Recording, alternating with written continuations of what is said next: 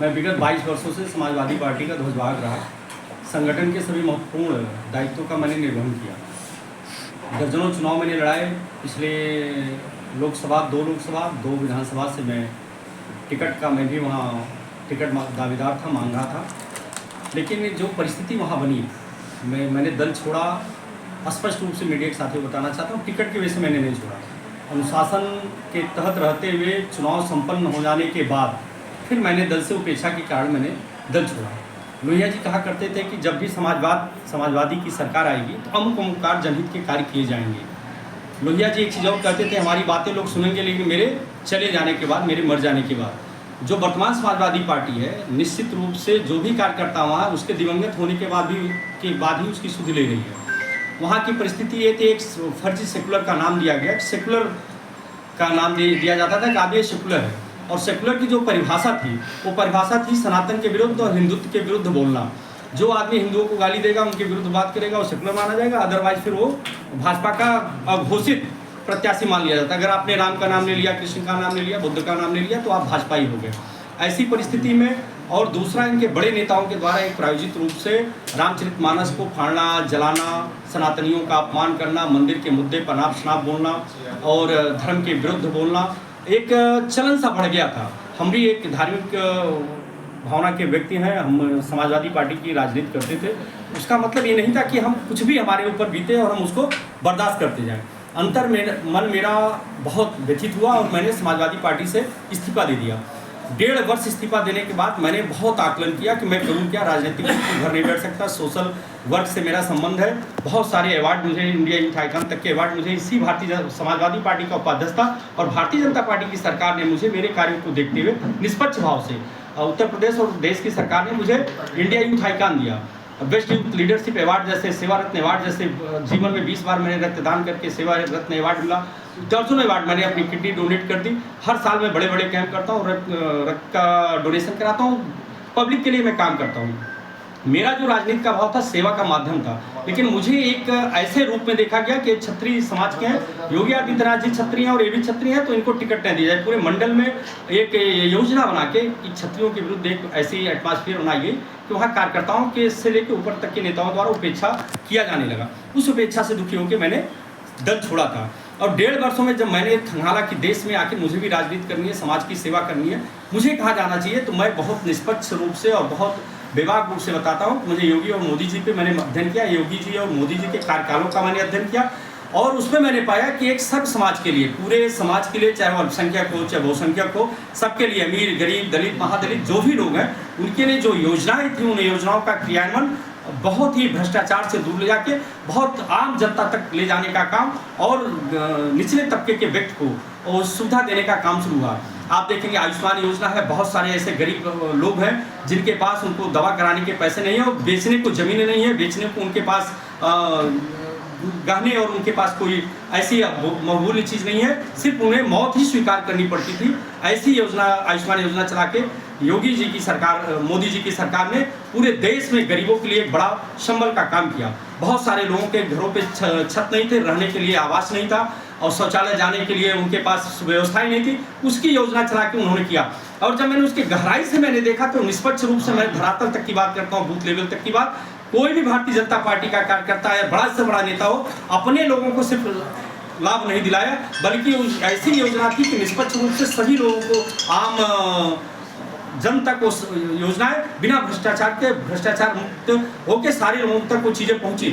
उसमें जो आरोप लगाया जाता है कि भारतीय जनता पार्टी सिर्फ एक सनातनियों की सरकार हो गई है, हिंदुओं की सरकार हो गई है, मैं कहना चाहता हूं, बहुत मजबूती से कहना चाहता हूं कि अल्पसंख्यकों के लिए भी भारतीय जनता पार्टी की जो योजनाएं थी, जिसमें 3 तलाक की पे प्रतिबंध लगा के माइनॉरिटी की, हमारी बहू बेटियों को एक बड़ा सम्मान देने का काम भारतीय जनता पार्टी ने किया था। माइनॉरिटी के बहुत सारी योजनाएं हैं जो उन्होंने चलाई। ये विपक्ष के पास कोई एजेंडा नहीं है, वो केवल भड़काते रहती है और देश को बांटने का काम करती है। आज देश, मैंने अध्ययन किया तो मुझे लगा देश 2 ध्रुव पे खड़ा है। एक ध्रुव पे विकास, सम्मान और देश की अस्मिता, जो मोदी जी के नेतृत्व में पूरी दुनिया में डंका बजा रहा है।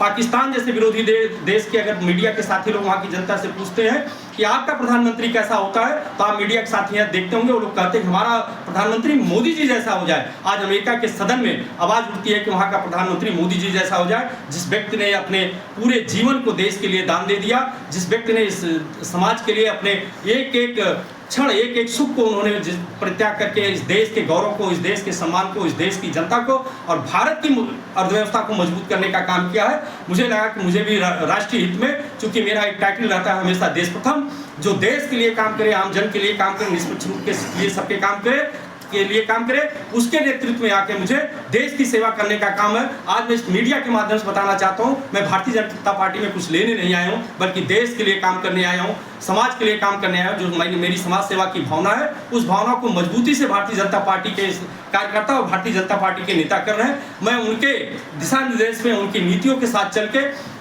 उनके कदम से कदम मिला के काम करूँगा और भारतीय जनता पार्टी को मजबूत करने के साथ समाज की सेवा करूँगा।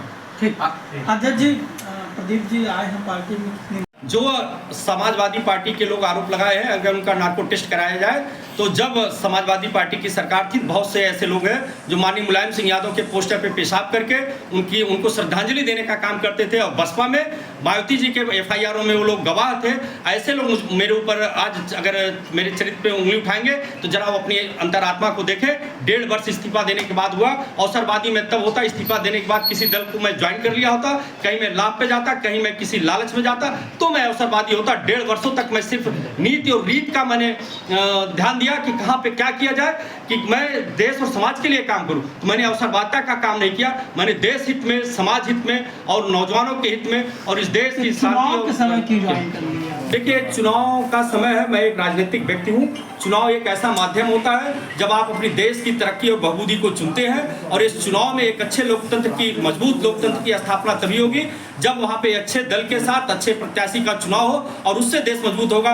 तो चुनाव के समय इसीलिए चुनाव हूँ ताकि भारतीय जनता पार्टी जैसी सरकार को मजबूती के साथ हम उसका साथ दे सके। अध्यक्ष जी, एक अच्छे व्यक्तित्व के धनी हैं, अच्छे प्रतिभा के धनी हैं, मेहनती हैं, ईमानदार हैं, कर्मठ हैं।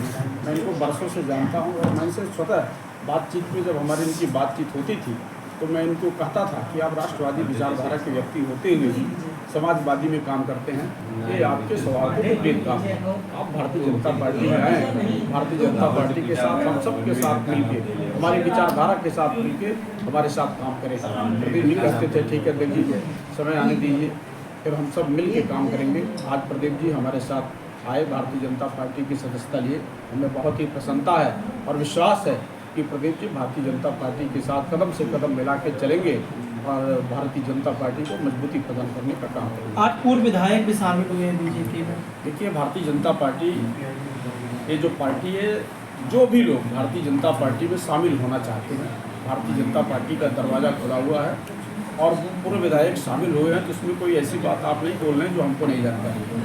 हमारे ही चिट्ठी पे ज्वाइन हुए हैं, हमने ही पत्र भेजा है ज्वाइनिंग के लिए 11 लोगों का, और उसी पत्र के माध्यम से उनकी ज्वाइनिंग होगी।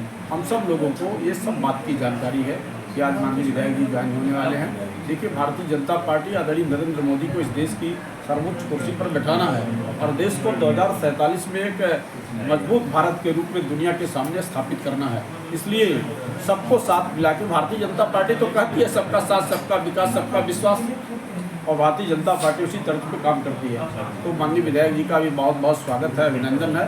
भारतीय जनता पार्टी के विचारधारा से मिलकर भारतीय जनता पार्टी को ताकत देने का काम वो भी करेंगे, आदरणीय प्रदीप जी करेंगे, और भी जो लोग हमारे दल में आए हैं और आने वाले हैं, सबका स्वागत है, सबका अभिनंदन है। सब लोग आए, भारतीय जनता पार्टी को ताकत देने का काम करें, और जो मोदी जी ने सपना देखा है 2047 का, उसको पूरा करने का काम करें। आज के इस अवसर पर अध्यक्ष जी, भाजपा प्रत्याशी को लेकर के लोगों में काफी रोष देखा जा रहा है। देखिए, भारतीय जनता पार्टी हो रहा है, किस बात का कोई विरोध नहीं है। ये कुछ चंद लोग हैं जो विरोध की बात करते हैं। भारतीय जनता पार्टी के प्रत्याशी का कोई विरोध नहीं है।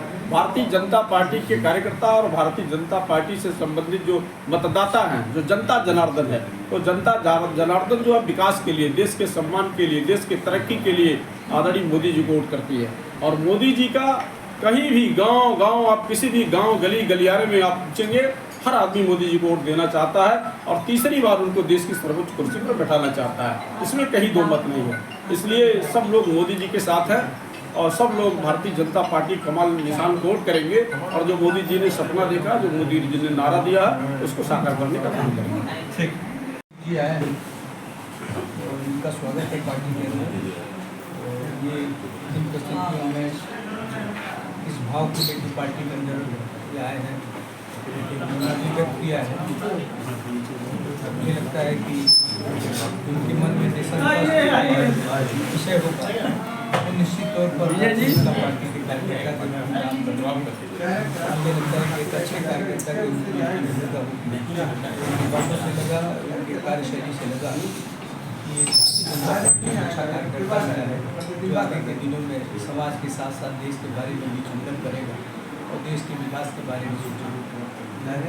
काफ़ी दिक्कत सपा के जो है भाजपा में आ रहे हैं। देखिए, हमें लगता है कि जो लोग भी देश को प्राथमिकता देंगे, भारत माता के चरणों में जो लोग लीडर के काम करना चाहते हैं, वो सभी एक नए दिन भारतीय जनता पार्टी के कार्यकर्ता रहने वाले हैं।